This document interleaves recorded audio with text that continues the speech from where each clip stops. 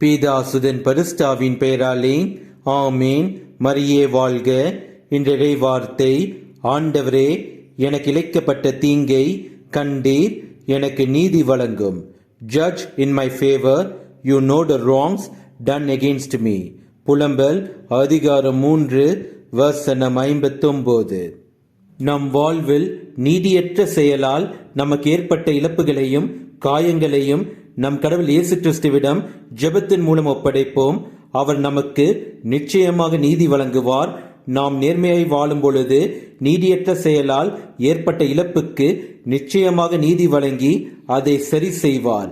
நம்முடைய விசுவாசத்தையும் நம்முடைய ஜெபத்தையும் நம் கடவுள் இயேசு கிறிஸ்துவிடத்தில் வைப்போம். இயேசுவுக்கே புகழ். மரியே வாழ்க. ஆமேன்.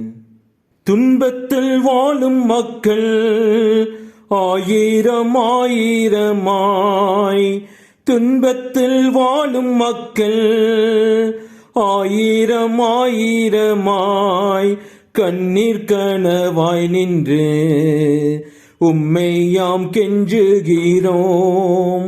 கண்ணீர் கனவாய் நின்று உம்மை யாம் கெஞ்சுகின்றோம்.